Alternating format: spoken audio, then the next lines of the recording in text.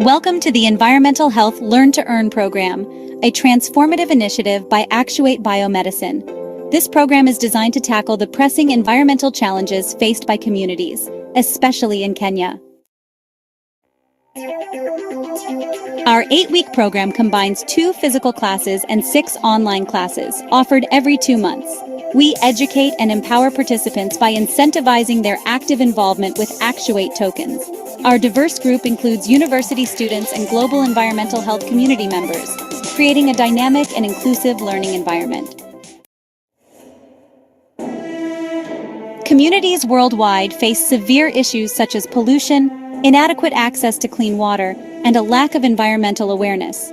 These problems lead to pollution from industrial emissions and improper waste disposal, lack of safe drinking water, causing waterborne diseases like cholera and dysentery, unsustainable practices and habitat destruction due to insufficient environmental consciousness. Our program aims to address these issues through 4 main goals: educating participants on the importance of environmental health, building a cohesive global community of environmental activists, promoting sustainable practices at individual, family, and community levels, facilitating practical engagement through activities like tree planting. For individuals, particularly mothers and fathers, environmental health is crucial. It ensures clean air, safe water, and healthy living conditions, essential for maternal health and child development. Families benefit from cleaner surroundings that reduce disease incidence and promote healthier living conditions. A healthy environment supports better pregnancy outcomes and child development. Communities experience improved quality of life and reduced healthcare costs through sustainable practices. Engaging in environmental health fosters collective responsibility and sustainable living. At a national level, a healthy environment supports economic growth by minimizing healthcare expenses and increasing productivity. Eco-health practices strengthen national resilience, ensuring food security and biodiversity preservation. The Environmental Health Learn to Earn program by Actuate Biomedicine is more than just education. It's a movement. By promoting sustainable practices and a comprehensive understanding of environmental issues, we create a ripple effect of positive change, leading to healthier individuals, families, communities, and nations. Join us in fostering a sustainable future. Together, we can make a difference. Welcome to the Environmental Health Learn to Earn program, a transformative initiative by Actuate Biomedicine. This program is designed to tackle the pressing environmental challenges faced by communities, especially in Kenya. Our 8-week program combines 2 physical classes and 6 online classes, offered every 2 months. We educate and empower participants by incentivizing their active involvement with Actuate tokens. Our diverse group includes university students and global environmental health community members, creating a dynamic and inclusive environment. Communities worldwide face severe issues such as pollution, inadequate access to clean water, and a lack of environmental awareness. These problems lead to pollution from industrial emissions and improper waste disposal, lack of causing waterborne diseases, cholera, and dysentery, unsustainable practices, and habitat destruction due to insufficient environmental consciousness. Our program aims to address these issues through 4 main goals: educating participants on the importance of environmental health, building a cohesive global community of environmental activists, promoting sustainable practices at individual, family, and community levels, facilitating practical.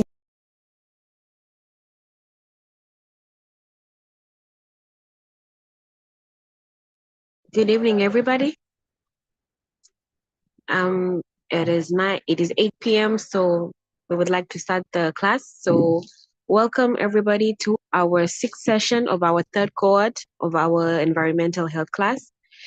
This is a Learn to Earn program where you learn about environmental issues and how to tackle them as you earn Actuate tokens. So I would like to welcome everybody and thank you for your continuous dedication in turning up for these classes and learning and engaging as well. For today, we are having a guest speaker, by the name of Joel Musioka. He will be taking us through his environmental work that he's been engaging in, both as a individual and part of maybe organizations as well.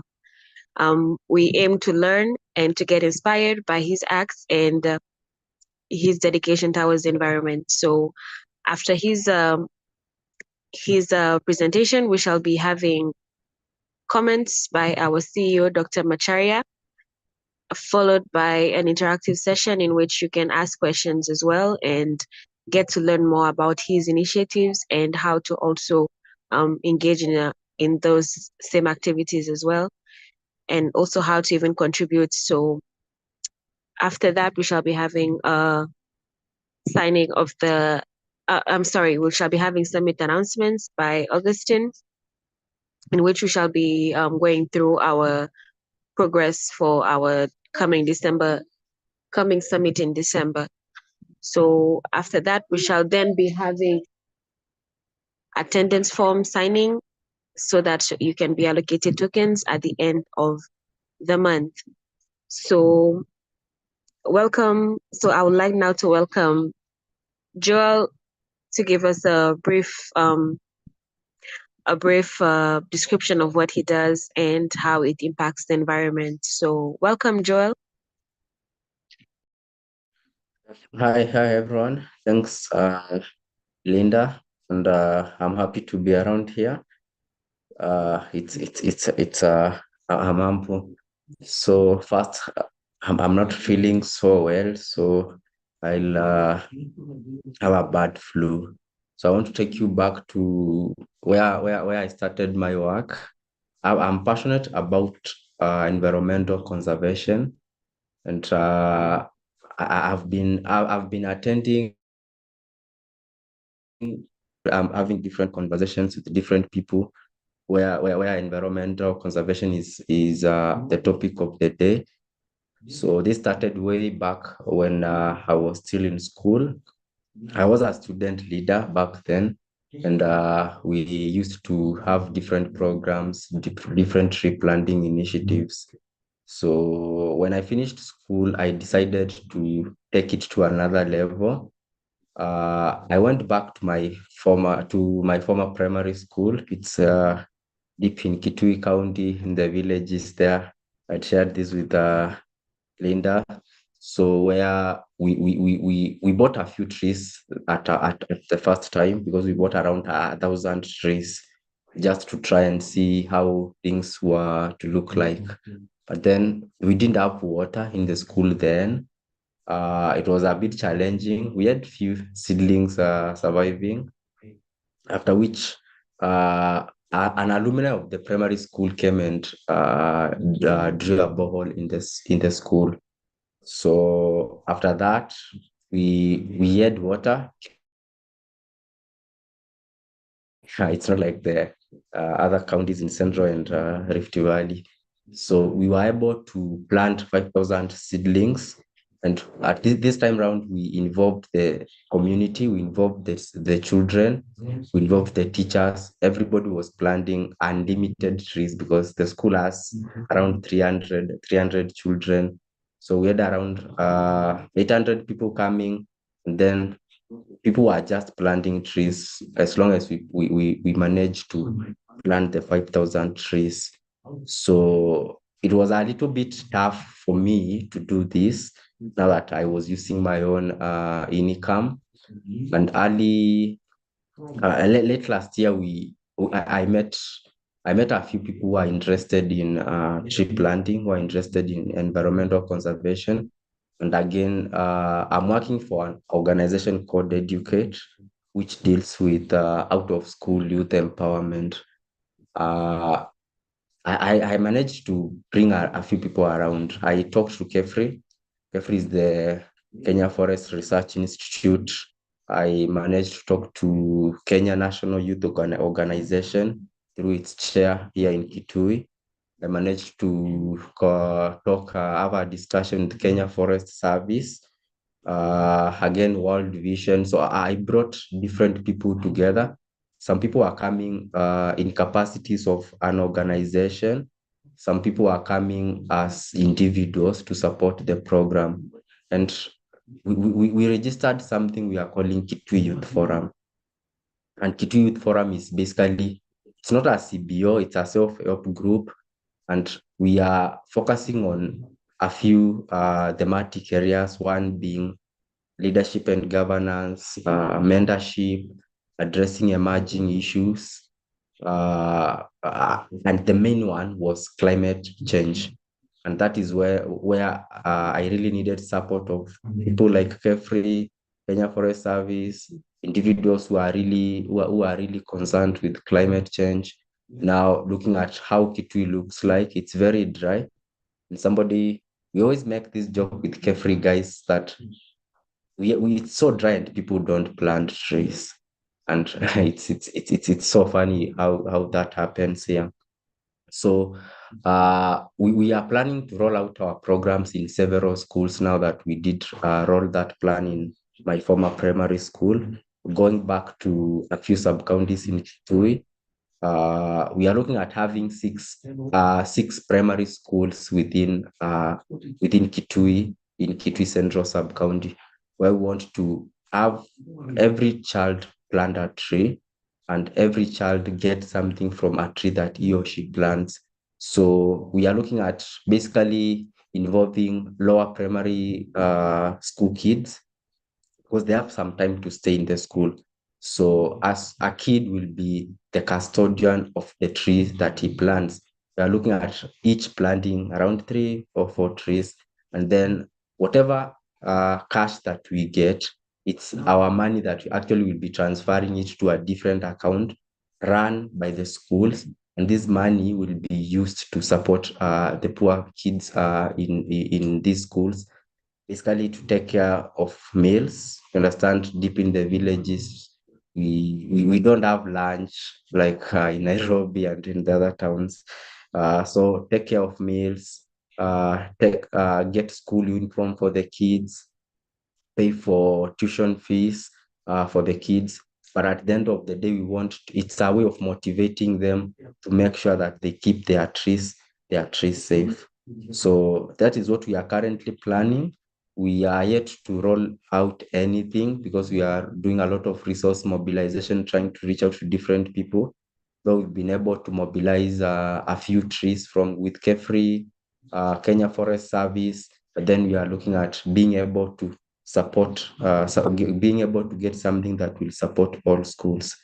So Kitui Youth Forum, the main agenda is to address issues, deal with everything in Kitui. We can't tackle everything, of course, but we are looking at first making sure that Kitui becomes green.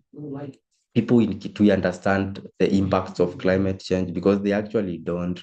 It's a dry county, Kitui, and people are cutting down trees to get charcoal, and they are not replacing the trees. So we are basically again looking at doing kind of public participation meetings where we talk to the people about what are the main issues that they are facing and what is making them not plant trees, and how can we basically address the issue of deforestation without forcing people to plant trees. Because if you plant trees without agreeing with them, then it will just be a zero work. So that is what we're doing. Yeah, and it's great. I'm really happy because whenever I approach anybody, we always get the support that we need. People have good ideas that can really support us. And yeah, we are looking at maybe rolling this out in several years, rolling this out in all counties, in all lower eastern counties, be specific, Kitui, Machakos, and Makueni. Now that they are a little bit dry counties, and we have a very big issue here. Yeah, basically that's a brief about what I've been doing around. Becca, thanks a lot.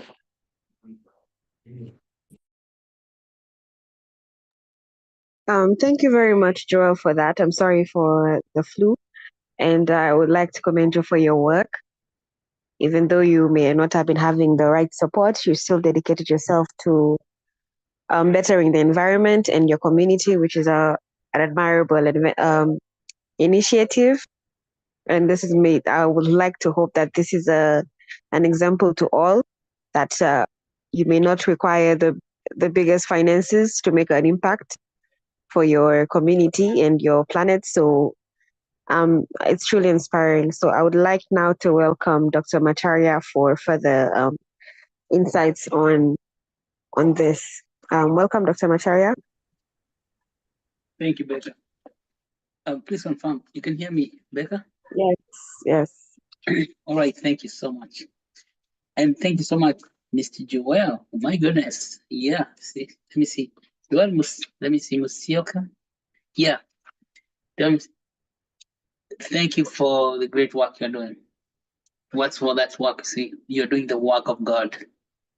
You know, God plants trees and then looks after them until it brings the rain. But then when it doesn't rain, people, individual human beings will not plant trees spontaneously on their own. That's why even if you tell people to plant trees, they may not plant trees because they are not motivated to plant trees. Because they don't see trees about a whole life cycle. Before, when you plant a tree and then it has to grow and grow and grow, it will be 6 years before it produces things that you can sell. So you can sell it for wood or charcoal, or even sell the fruits. So a lot of people don't want to wait that long. They want a tree that's already grown, they can cut and make charcoal and sell it. So we are not made for patience. Trees requires a lot of patience. That patience is the work of God. First of all, thank you for doing that job. Joel, thank you so much for doing that but then it brings a lot of questions.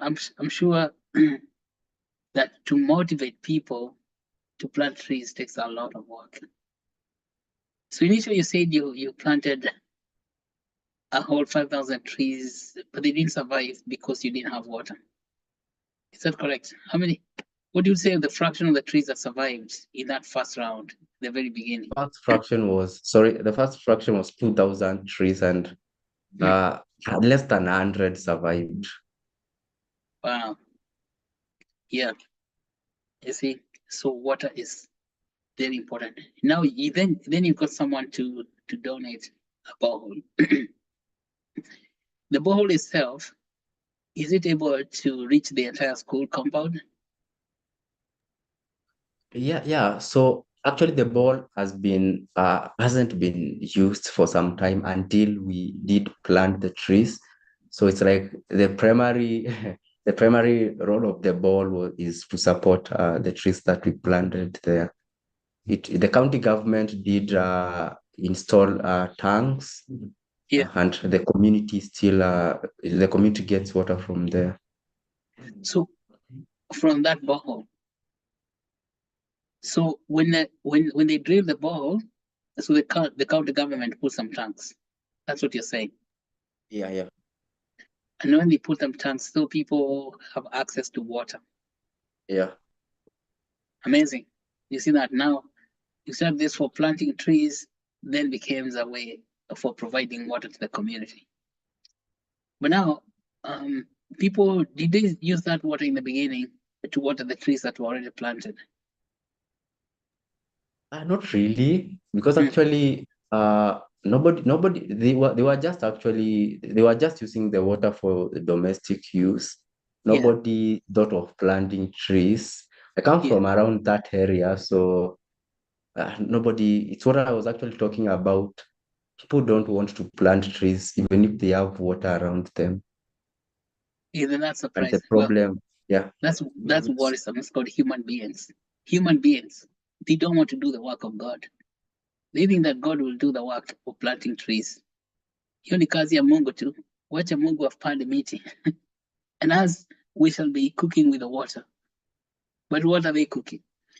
You see, that's the community now. It's this kind of thing that require massive community education, because people in the community cannot tell themselves to do just the right thing. So trees are left to fend for themselves. Like you trees, you go there, you grow yourselves. But now, now I'm asking these things because to plant a tree, the tree itself, the seedlings, requires a lot of care because you have to water it every day. Now, let me say that in Kitoi, when you say it's a bit dry, maybe very dry, do you have to water those seedlings every day? Not really. Mhm. Twice. We always water them twice a week. Twice a week. Yeah, And that's because how we they're going we to survive. yeah, they are surviving. They are surviving so well. Yeah. Okay. But now with the water. So the type of soil there is what kind? Is it sandy, loamy soil? What's it? What type of soil is it? Yeah, it's loamy soil. Mhm. When we were planting the trees, we were able to approach carefully. They did a bit of soil testing, but Yeah, it's loamy soil. Yeah. cotton, loamy soil. So they could grow cotton there if the push come to shove or sufficient water. So, um, what kind of trees would do best in that soil according to Carefree? Yeah, thanks. I actually didn't mention this. Hmm. So the best trees to plant in Kitui, it's something I've been doing on my own. Trying to test which one grows where. It's Yeah, the indigenous species. yeah, But we have others like pine and grevillea. gravelly. But the indigenous ones do so well here. So indigenous trees, which ones are those? Which ones are they? Which one the indigenous types? I don't have the English names, but I have the Kamba names. Yeah. Oh, yeah. Tell me the Kamba names. Maybe start from there. Then you know what? You tell us the Kamba name, then we shall work it out because we need to Yeah, catalog all these trees because yeah, these trees, if they are very special, they have been growing there indigenously, yeah, meaning that they are already acclimatized. They can be used for strengthening other trees that are coming in. yeah. So, what's the Kamba name for the? How many types of indigenous tree? First of all, how many kinds? I'm actually putting them on chat as we talk. All right, on the chat box. So we So, have the first one is called Muku with a mhm, double U. Then we have another one called Muvingo. okay, Uh, we have another one called Mukau. yes, Yeah, those are the ones that have managed to plant as of now. And actually, the funny thing is we can only get them from Kefri, so from yeah, Kefri's tree nurseries. mhm. Yeah, but for And, Muku, I know we are able to get whenever it rains, we are able to transfer a few seedlings from if the tree is big enough to have seeds if the tree has matured. and so this Moko tree, Yeah. does it grow very tall, very big, or it's just grows like acacia, or does it have big leaves, or they're narrow leaves?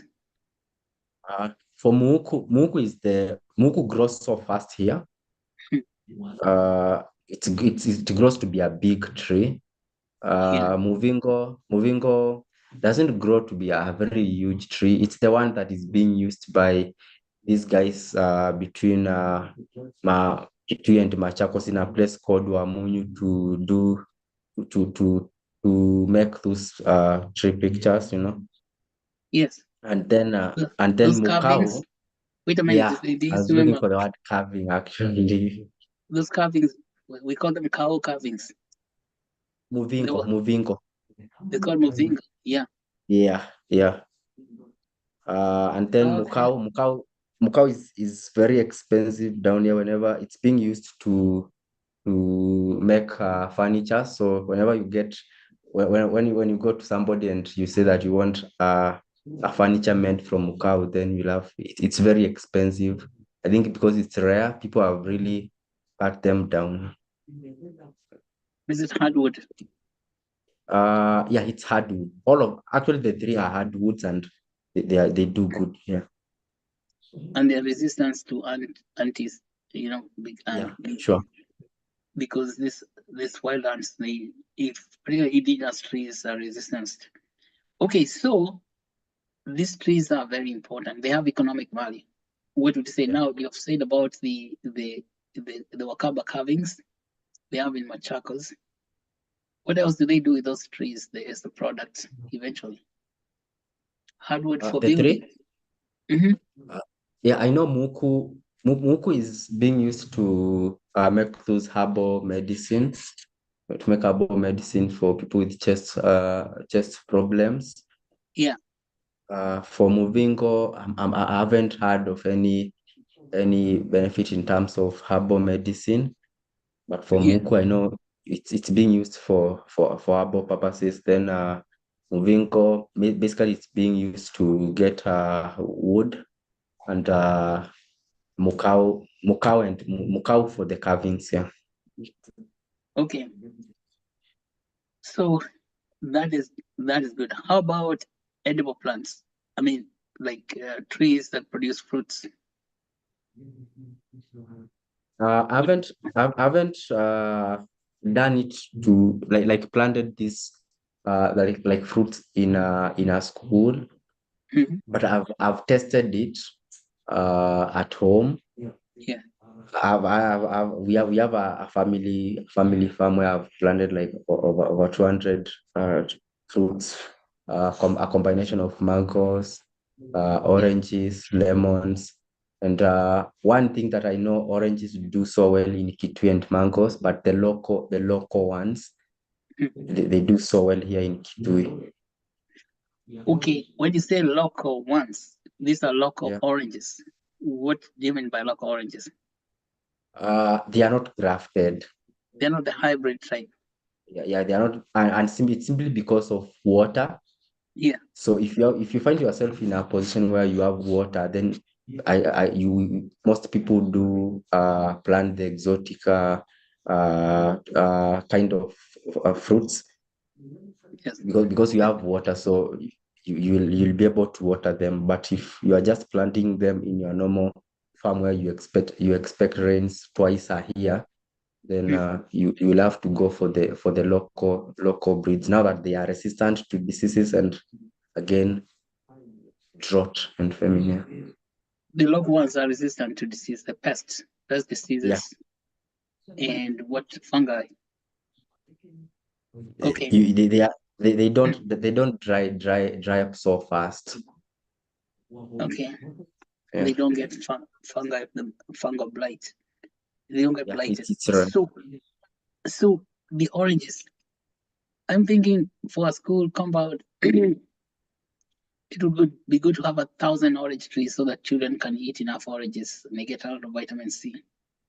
Well, I think it's a great idea. Even I think even in planting the indigenous, what you're calling local orange trees, because kids will be jumping into those orange trees and eating during the fruit season. What about mangoes? It's Kitui is kind of a home to mangoes. Yeah, So we have them growing everywhere. yeah, So what is happening right now is people are slowly turning to the grafted ones. yeah. Yeah, but the main ones are the local ones because they actually grow to be huge trees. You'll find them everywhere in Kitui. It looks like mangoes are drought resistant, just Yeah, sure. naturally. When you Naturally, plant a they mango, are. eh? They are dry resistant naturally, Mhm. and that's actually what people are doing now that the exotic ones dry are not so much resistant to famine. What people are doing is that they plant the local ones, then after 1 or 2 years they graft them. Or the grafted. So Yeah, when you have mangoes, first of all, mangoes are totally delicious, particularly mangoes from Kitui. Wow, yeah. that is sweetness. It comes Okay. in the full force. The full force of sweetness is to be found in mangoes of Kitui. Now, can you imagine a scenario where because mangoes themselves, they have a huge canopy. They have big leaves, broad leaves, and they can cover the ground. Can you imagine a scenario where you have hundreds upon hundreds of mango trees? Because mango trees can also be hardwood. Is mango hardwood? I'm not sure if it's hardwood or softwood, but what I know is people are using them. If for the big trees, they are being used for timber. Yeah.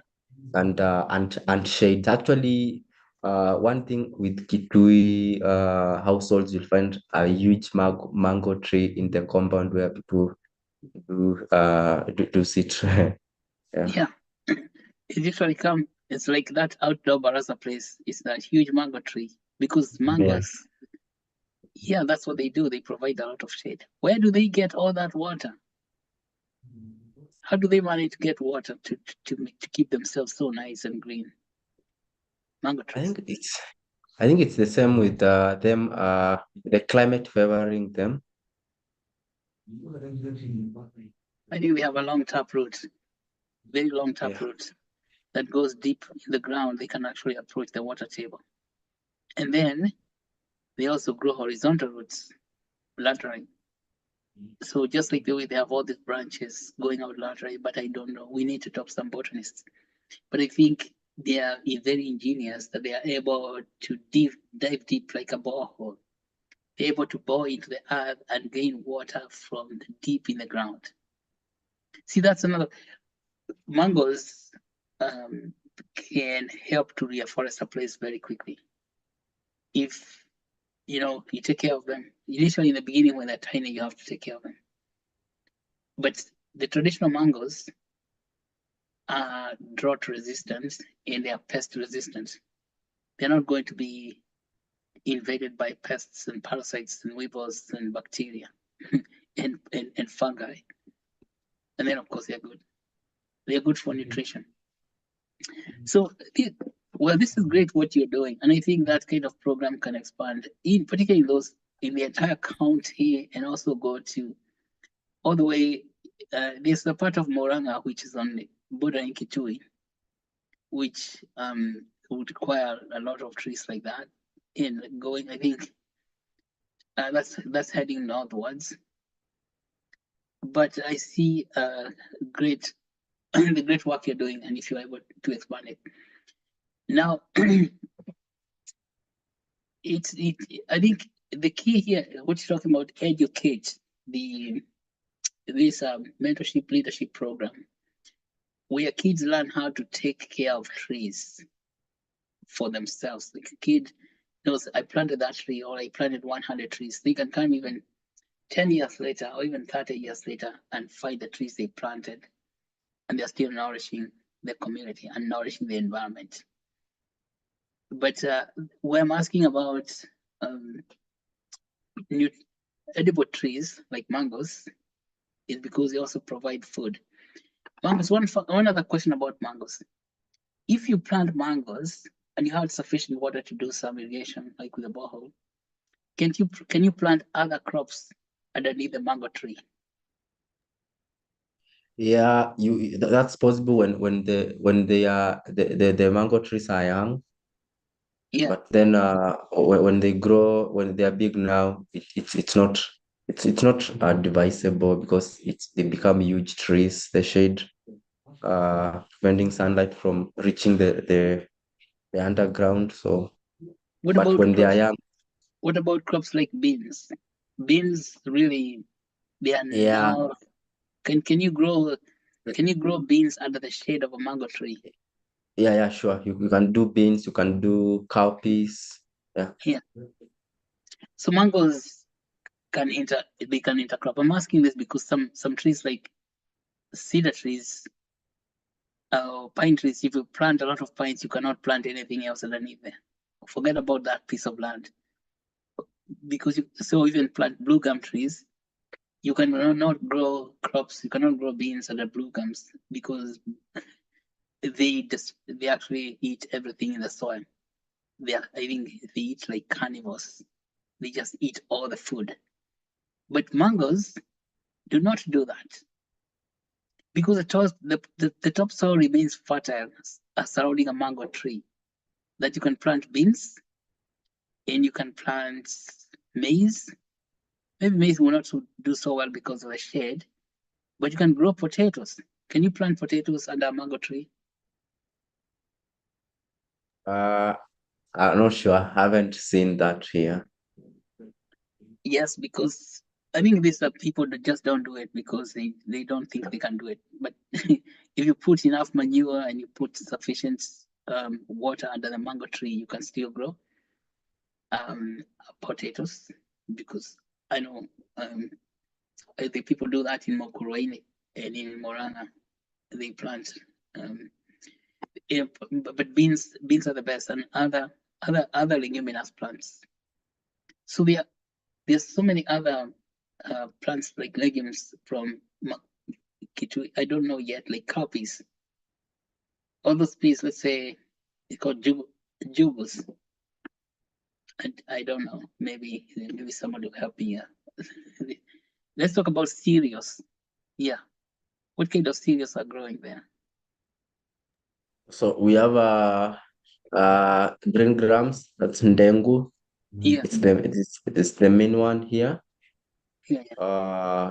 Yeah, basically maize. And now you see for maize, it's during for every crop here, it's during the rainy season. Because after you see, like now, you can't plant anything. You have to wait for the rains to come in November. But we do maize, beans. The main one is the green grams, and then peas. Green grams are the best of the best of the best because green grams are Yeah. superfoods. You know what a superfood? A superfood, that little seed of green grams comes compacted with all the nutrition you need to stay alive. They have essential minerals inside them. Maybe that's why they call them grams, because they are so grammatic. They are full of they are superfoods. And so that's a good and in fact green grams, I think they sell for a lot of money in the marketplaces if you can export them. So do they export the green grams? Not really. Okay, we have a problem with the brokers. Local. So yeah, so when people harvest here, we have guys coming from Nairobi buying them. I think the farmers who are growing them never like export them. We just have people coming to buy them in bulk. And you Or see you when mean that happens, then you sell at a very low price per kilogram. brokers? I know them. Oh my goodness, yeah. Those are the people. We need to eliminate them out of the market. But let's go back to trees but green grams, I can't remember what the plant of the green gram looks like. Does it grow tall? It's if it goes high, it's 2 feet maximum. Yeah, it's like a shrub. Yeah. But it's not a tree.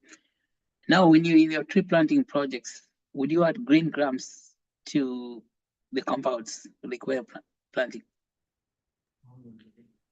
I'll say it depends. Now that has to there needs to be a lot of research being done Mhm. on how the survival rate when planted with other trees, but it Yeah. does so well. I think it's something we can think of. I've never thought about it.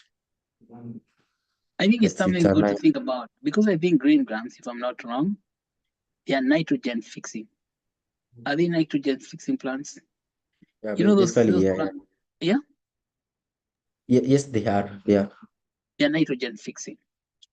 So for you ladies and gentlemen, you don't know about nitrogen fixing. That nice green that you see in crops is because of nitrogen. Nitrogen is the primary element that for making amino acids and things. And plants eat nitrogen. If plants are going to look green, you know they have sufficient nitrogen. So there are some plants that are so clever, they suck nitrogen from the air, just like you and me, you're breathing the air. And then they fix that nitrogen in the soil so that nitrogen becomes available for even other plants, like the trees you're growing. because trees, even mangoes, are going to require that nitrogen for their to look good, to have that green allure. Because even you can have as much water as you want, if you don't have nitrogen, those plants are going to be looking yellow because they are lacking nitrogen. So anyway, for all of you guys, if you go outside and look at plants and you look, the leaves are looking yellow, you know they're lacking nitrogen. Now there's certain plants called leguminous plants which fix nitrogen to the soil, so that if you plant them together with other plants that are not nitrogen fixing, those other plants will be feasting upon nitrogen as if they have nitrogen themselves. See, that's just a clever job of those nitrogen fixing. So what I'm thinking is that this program is very, very good. That's what I'm thinking. We think, how do we make it sustainable? The question is, how do we make such a project sustainable? And you have seen the biggest challenge, or the stumbling block, is to motivate people to plant or even to take care of trees. Because people, they don't look at trees as if they are of any meaning until they go to look for charcoal. They want to cut them down and make charcoal, or even they want to cut them down and get timber. But where the trees come from, they would care less. Now the question is, how can we make people care for trees? And the reason people don't care for trees, they don't care about trees, is because they don't have direct incentive to care for that tree. For example, what I mean incentive, that if you're hungry, you go to the kitchen and you eat a block of ugali, you become satisfied. A tree is not like that. You cannot, even you plant a tree, you don't expect it to feed your stomach the next day. Because as human beings, we look at things called self-interest. Self-interest is about what fills my stomach today, not what's gonna fill my stomach 20 years later or 5 years later. It's what's gonna fill my stomach right now.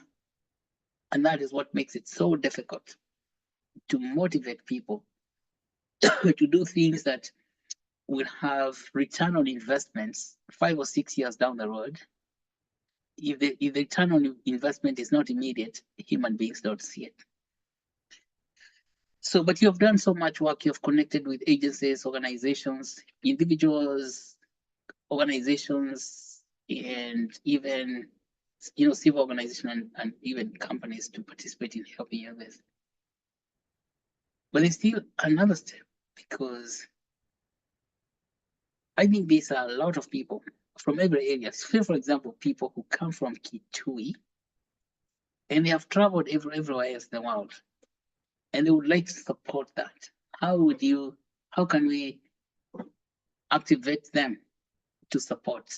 That's the question, because we can rally people in the world to support that tree planting, not just in Kenya, but everywhere else in the world. They come from Kitui. How can we do that? That's the first question. And how do we incentivize them to support that? Maybe Beck has told you that we've got the Actuate token. Actuate token itself, which is on a blockchain, which we intend to use to rally people in the entire world to contribute to such kind of work that what you're doing. Let's say to contribute to the work of God. But then the actual token gives us shortcuts to 5 years waiting for the tree to grow. Instead of waiting for 5 years, you get incentivized right away, right now and then. And see, and that's actually token is built on the blockchain. The blockchain is capable of doing that, removing that wait period, the patient period that one has to go through, or the grace period to wait for the tree to mature and produce fruits and produce charcoal. I mean, it can be sold for charcoal or make carvings. So that would be the job of the actual token, to become a shortcut, an incentive program that shortcuts that entire process. Now, in order for it to work, we're going to be rolling out something called quadratic funding over after the summit, you also know we have the summit coming up in December. So we are very busy right now producing that summit. But after the summit, you're going to have rounds of quadratic funding. That is mobilizing people throughout the planet to contribute funding to tree planting. But then in order for people to agree to contribute funding, they have to see a nice well-written document explaining what trees are going to grow there. You already know that. So what we need to do is compose a very nice document explaining the kind of trees you're going to grow and what benefits those trees are going to bring, the kind of trees you're going to plant. For example, you have some trees like Mvuli and Moko. You say them, it's medicinal tree, these indigenous trees. There are people who want those trees to be planted, but they are not there on the ground because they have left the country.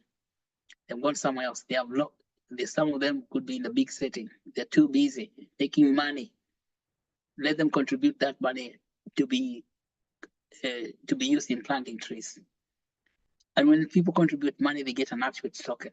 That Actuate token will represent them in the finance market. So, and the Actuate token that somebody receives becomes a representation of that tree that is growing. So it's like a certificate for the tree. Right now, when people plant a tree, they don't get a certificate, but you can get but then even if they got a certificate, they cannot sell that certificate. So that's one thing. We want to see how we can issue certificates in form of tokens to those trees that are getting planted by everyone. So everybody gets a token or some tokens, depending on the number of trees. So every tree gets represented by tokens that go into the blockchain. So number two, those tokens are actually liquid token that people can sell them in the marketplace and make money out of them. So that takes, you could say, it takes the project financing away from the trees themselves, because the tokens now take the job of raising money for the trees, and the tokens can reach the global marketplace. So in such a document, which is called, it's like a proposal to ask people, can you contribute this to tree planting? But then you say, what trees? You want to say that you want to grow the traditional trees that used to grow naturally, indigenous trees. And you've given us about 4 of them. And then in each one of those trees, let's just look at their biological characteristics, what they do, with the properties of those trees, what they produce, and then the edible trees, like mangoes. Telling you mangoes are big. Those one are easy to tell because mangoes are super sweet. They're very good. And then those are mangoes, and then the oranges. Oranges, even if children are hungry and they are missing lunch, during lunchtime or even break time, they can climb the mango tree or orange tree and eat as many mangoes as possible. And then they can go back to class. And then the school itself can create a mango processing facility. And that is the kind of thing we must do next year with the quadratic funding, even how to create a mango processing facility, such that, or let's say fruit processing facility for people of Kitui. And I think that mangoes, because they allow intercropping, you can plant underneath their mango trees, the leguminous plants like green grams and beans, and even I think soy. Then we can do that. And see, mangoes do not demand too much water. But this type of project also has to involve water, drilling water, because there's so much water under the ground. So Kitui is dry from above, but underneath so much water.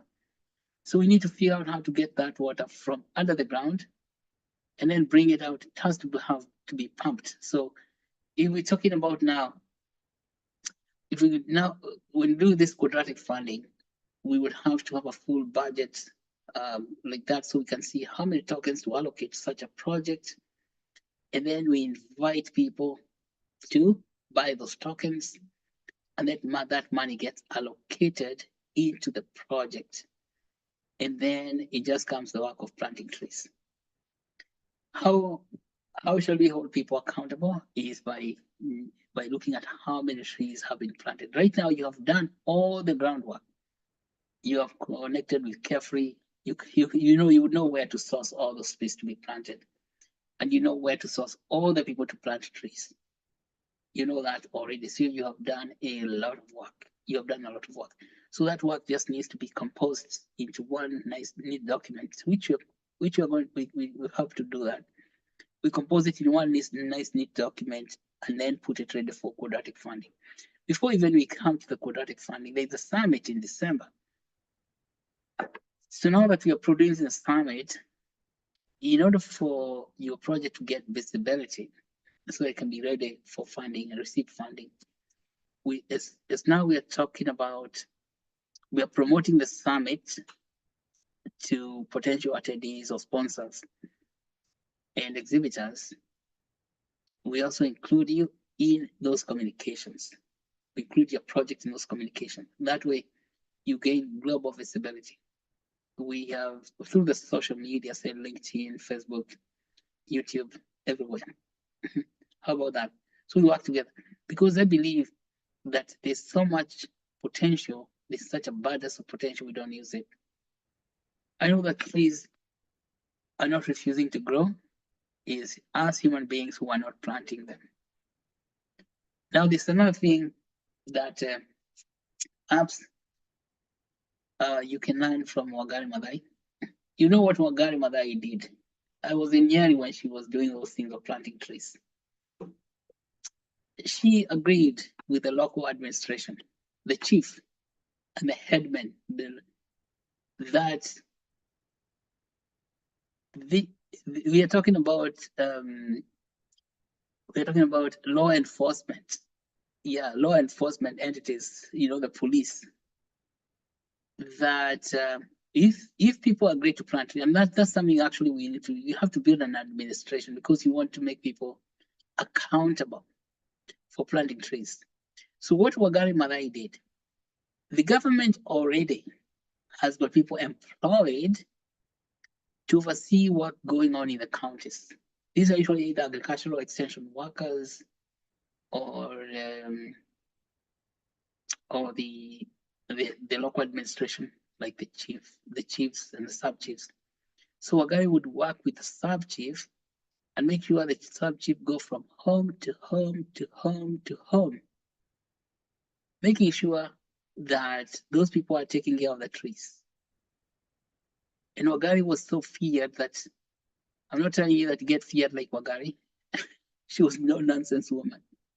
People were more afraid of Wangari than the police. But Wangari has no jail to take you to. You just did not mess with Wangari's trees. So she got people to make seed beds. You have seed beds where you make your own, and then she would just come directly herself and inspect those seed beds. If you find something wrong with it, like you did not water it for these few days and the seeds are now beginning to dry, the seedlings are drying, she'll just yell at you. That's enough. You don't want Wangari to come and yell at you the next day or the next week. She used to come because Wangari was not an agricultural scientist. She was a veterinary doctor. She used to go to the villages to do AI, artificial insemination, look at other people's livestock. And then people are complaining, oh, we don't have water, we don't have seed. You plant trees everywhere. And then she said, okay, people, just like what you're saying, people will not plant trees. They just complain to her all the time. And they say that our cows, they're getting so much sunshine, there's no shade. Say, plant trees. And then they ask, how do you plant trees? You make a seed bed, you pour seeds. We didn't even have Carefree, by the way, those days. Pour seeds, grow seedlings, and then plant trees. We want that by the next season, I want to come here and you have planted 700 trees. So Wagari used to lay down the law like that. So people will not do anything until you lay down the law for them.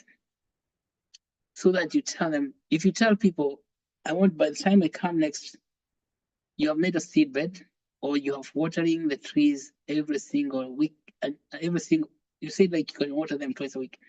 But if you leave people to make a decision about when to water the trees, they are not going to do it. Not because they don't like you, not because they hate you, it's because people are perplexed. They are in the state of perplexity. So in that state of perplexity, people cannot move. You have to snap them out of that perplexity by telling them, listen, I'm not going anywhere. And you, what you're going to do is water those trees because you're making in a lot of effort, putting a lot of energy, and those trees are not going to mature if you do not water them and put enough manure, put enough fertilizer. That's part of the community education. Community education requires also something called enforcement. But Wagari became a huge enforcer, even forced Moi to stop cutting trees in Nairobi City, even to put up buildings. Yeah, Moi himself, the president of the nation. So you can get, that is called power. You can have power like that. And so that people know that when you come here, you mean business. And if you mean business, you're going to get a lot of support pouring from everyone. So you see, Wagari Maathai eventually was given Nobel Peace Prize because he meant business when it comes to planting trees. So you want to take that spirit of Wagari, say you mean business. You don't want someone giving you any excuses. If they're supposed to water trees three times a week, they have to water that. They have to water 3 times a week without excuse. Because the tree will not go without water. You're going to die. Why would you plant a tree and then you don't water it? That's the question. So that's what I also like to say about administration. Like, how would you make sure that people are actually following the rules? Because if we plant the trees, then people have to follow the rules and make sure that's it. But so maybe you know about that. How do you enforce that? Let's say enforce the discipline of taking care of trees. Maybe through the schools.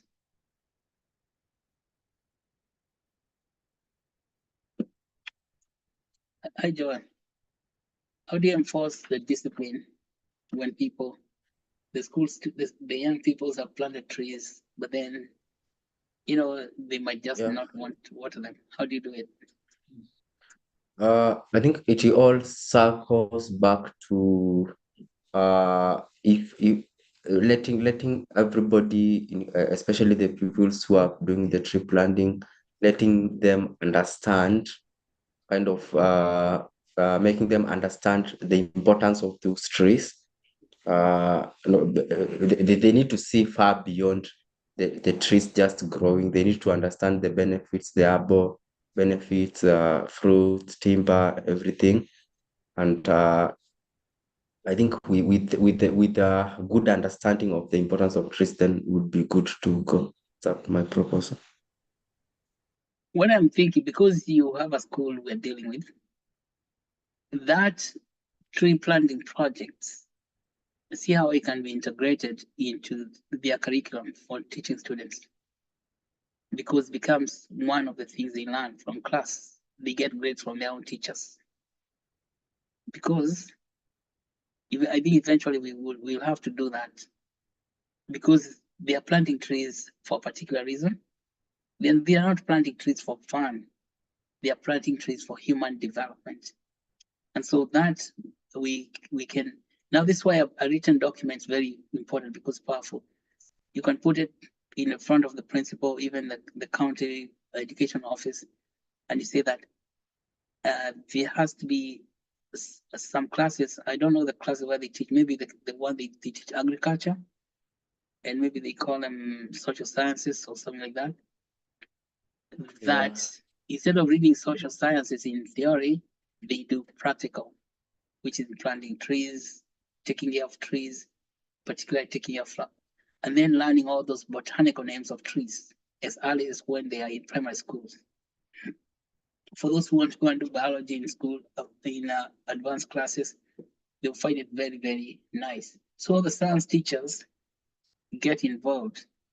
And we want to see how we can create an incentive program like that, where the science teachers are involved in administration for the tree planting.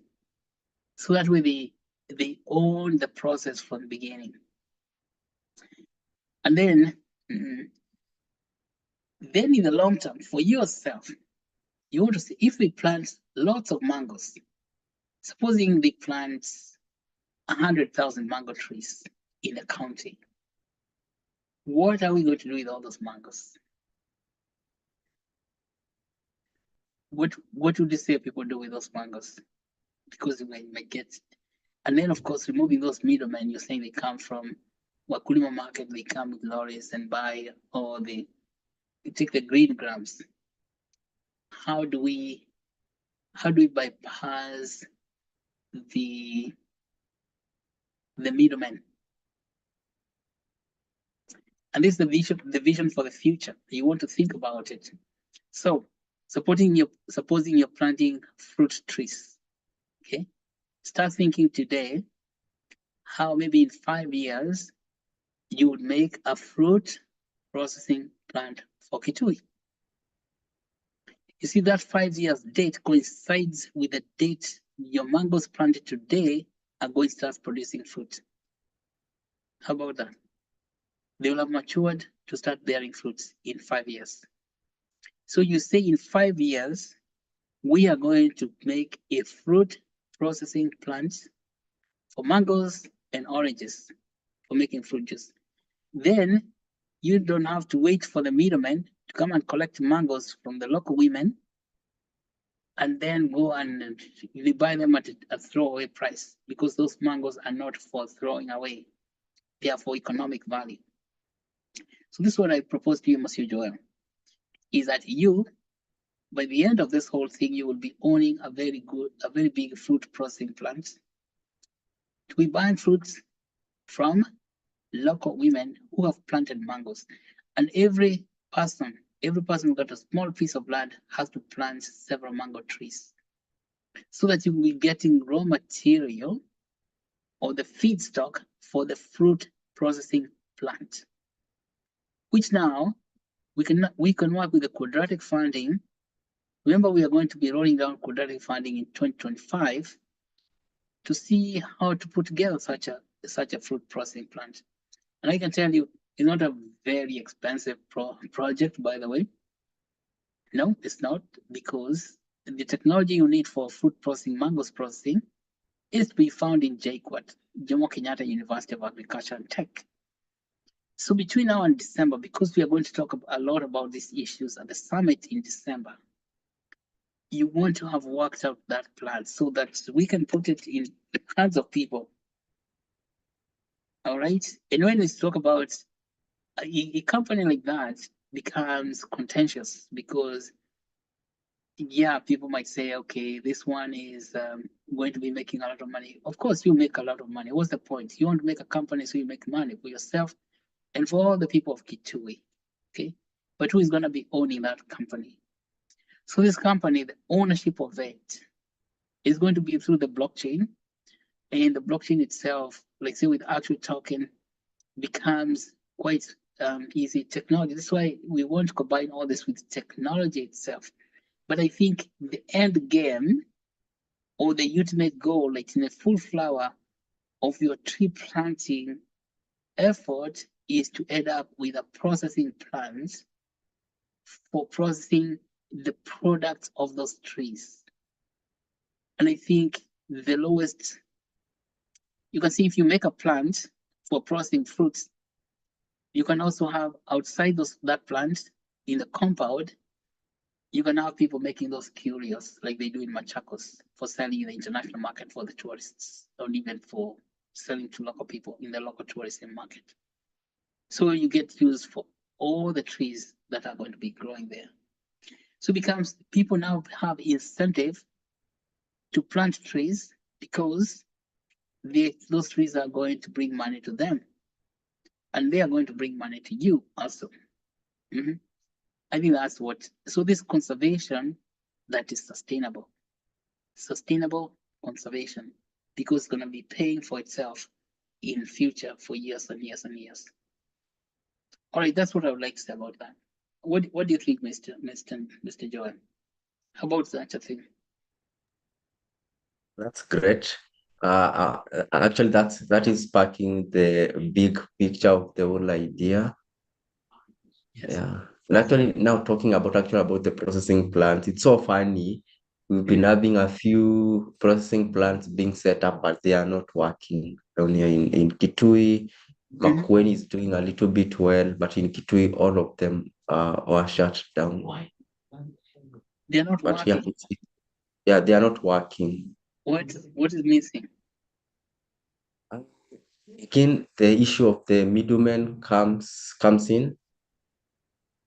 The Okay. brokers come in. Yeah. So It's that's why what that's is why that's why what is that's why we what have is not sorry. what is not working, just the administration. So when you Yeah. what you see, it's not the plan that does the work, it's the people. So human beings is not the plan that is not working, it's the human beings who are not able to make it work.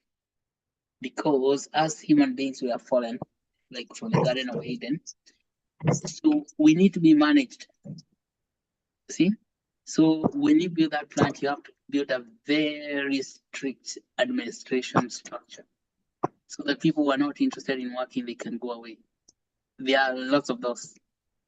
All they want to do is they want to eat the fruit of knowledge of good and evil. They get kicked out of the Garden of Eden.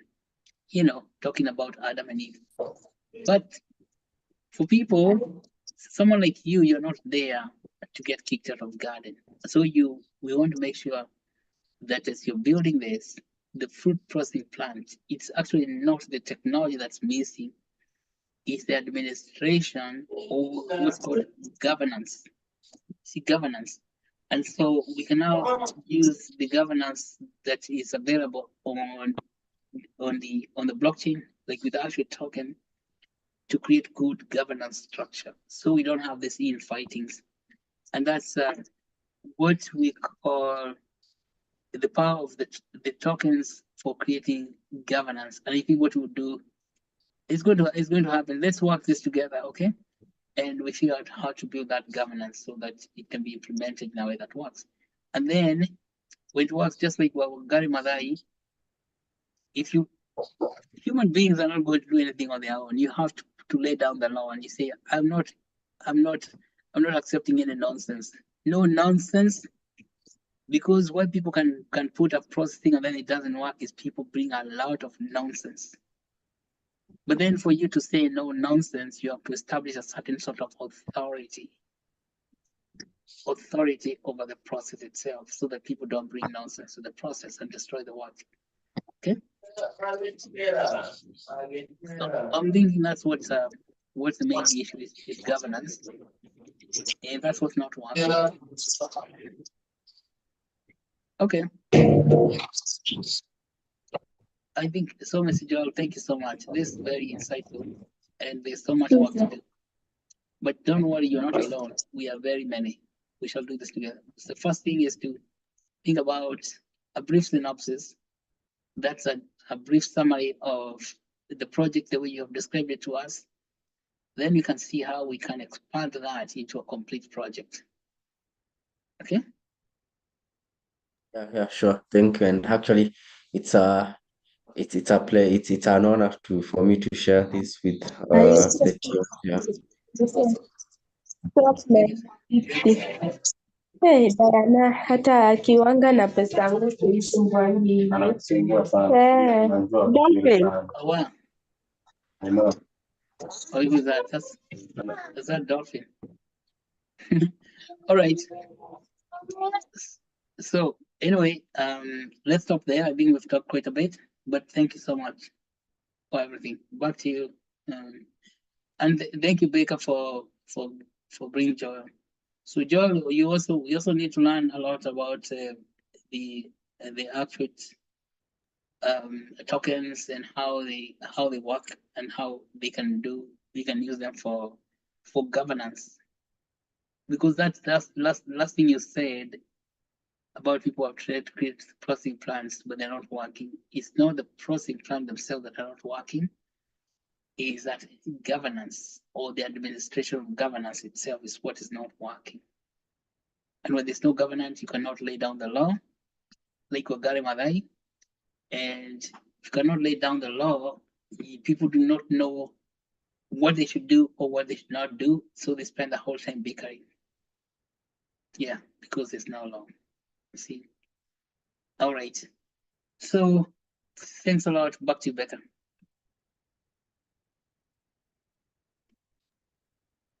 Thank you very much, Dr. Macharia, for the for your further insights. And Joel, thank you very much for this presentation and for getting us acquainted of the various activities you've been doing and how you've been bettering the environment, especially getting school kids to be stewards of the environment at a very young age. This is probably going to make a very impactful it's going to be very impactful in their lives in the future, as they will probably take this into their adulthood and encourage other people as well, and fostering a cycle of environmental initiatives. So thank you for that, Joel. So if anyone has any questions or would like to be part of Joel's initiatives, please feel free to ask or unmute, ask, or in the chat room, you can ask a question or give your comments about his work as well. So I'll give you time for that. And if not, we can move to our next stage of our class, which is the summit announcement. And I'm not saying Augustine. Let me, as everybody's thinking of a question, if they may have one, let me arrange for the summit announcement.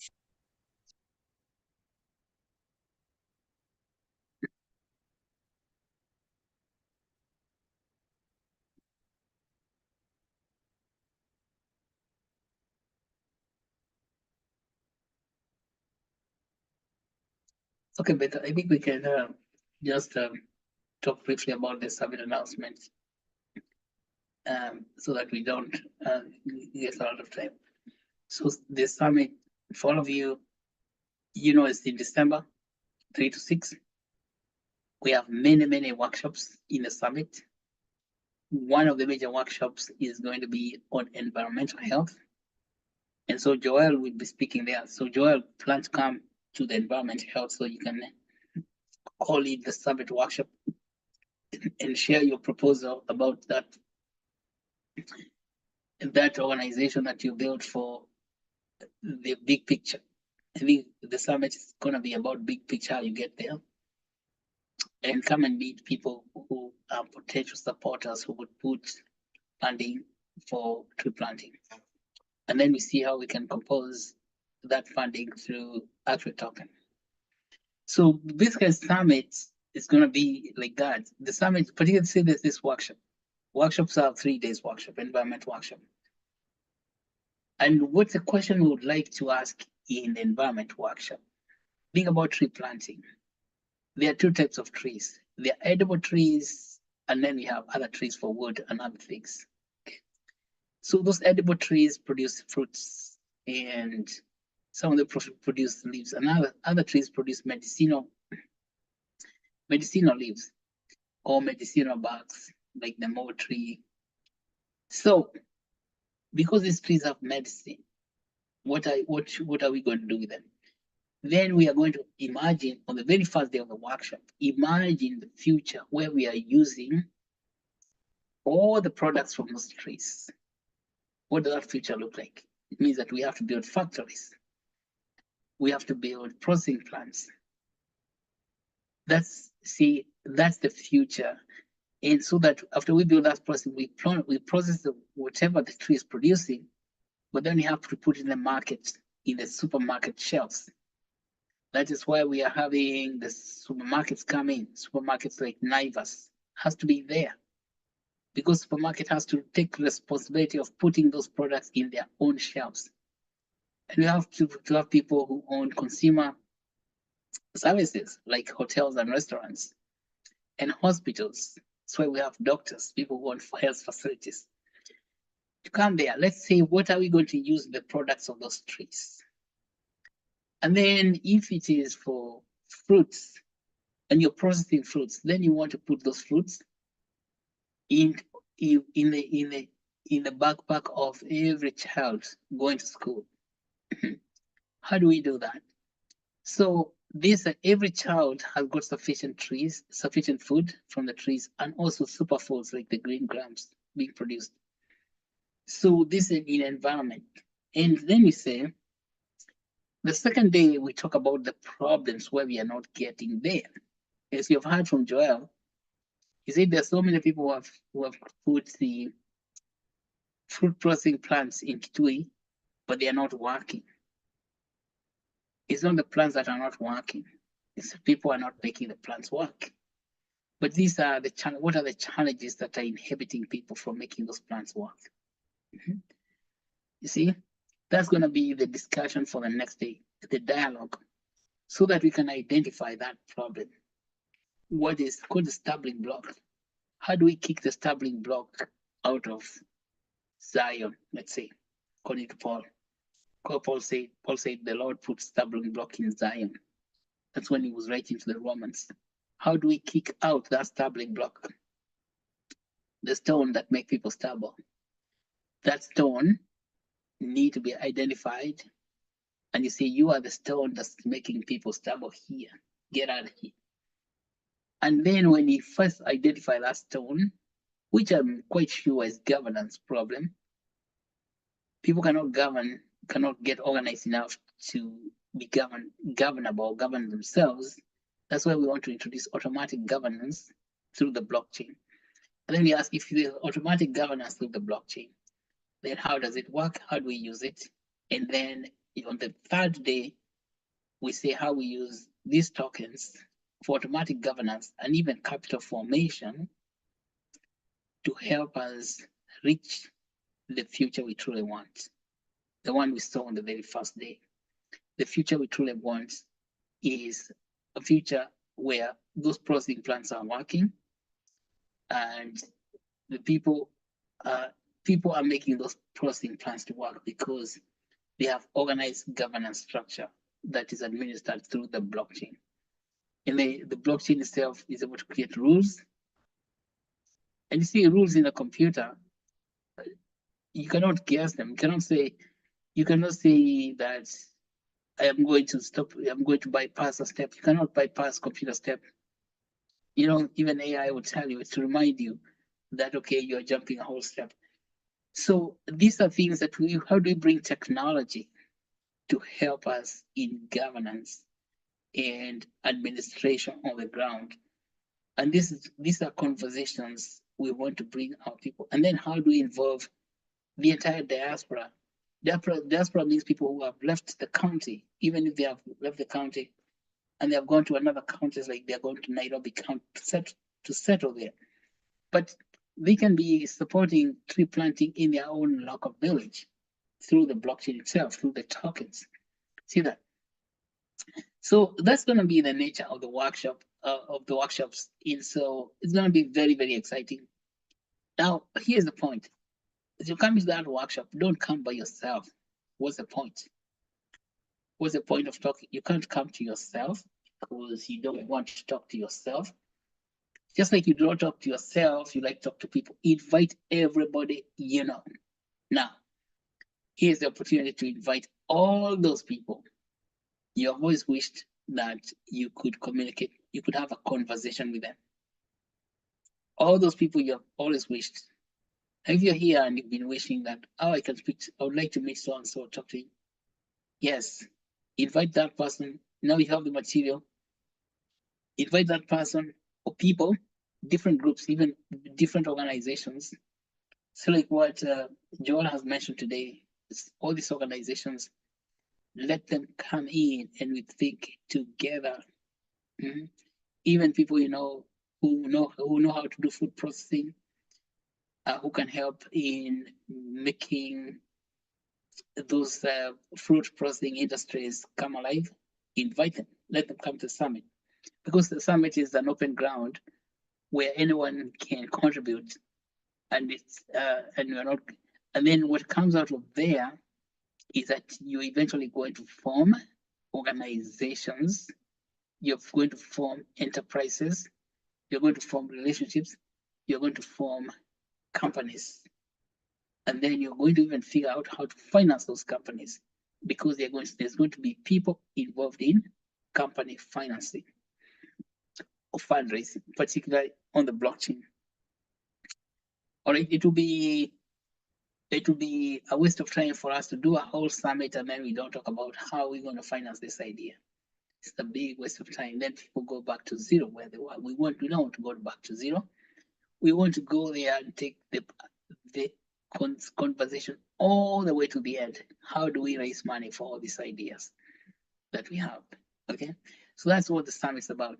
Now, if you always have ideas and don't know how to raise money for them, which is, let's say, all of us, because money is the most elusive thing, and how to keep money after you've raised it, which is also a problem with a lot of people, come and participate in this open space dialogue process to create the future we truly want together. Okay, so Bika, I think that's maybe what you can say about the summit.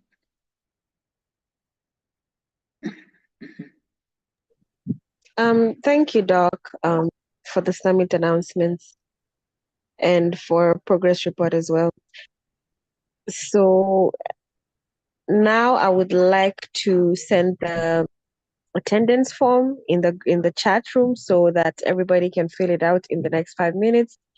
That the form will be closed, so will be the class. So I would like to thank everybody for coming and for listening in on our session today and every other Monday. We are appreciative of your dedication to this environmental health learn to earn class. And we welcome you next week again, same time, same place, for another guest speaker that will be presenting. So see you next week. And I am forwarding the form right now. When you are done filling out the form, you may leave as the class is adjourned. All right. Thank you so So much. thank you, everybody, and have a good night. Thank you, Dr. Macharia.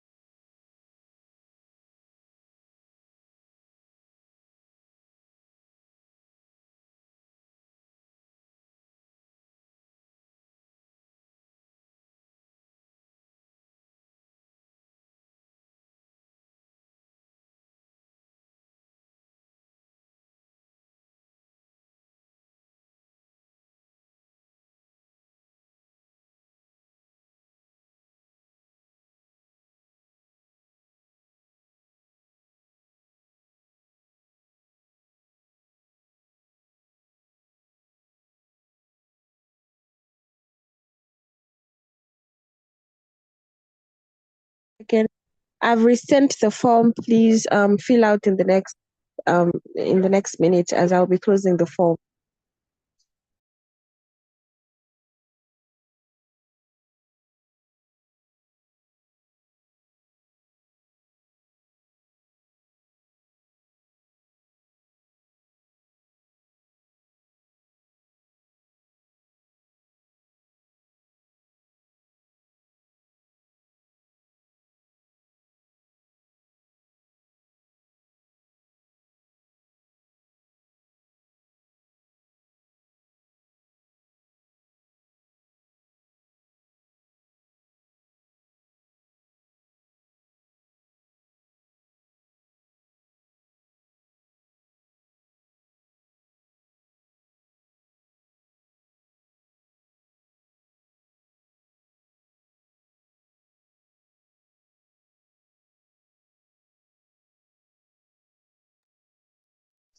Thank you, everybody, and good night. I shall be closing the form.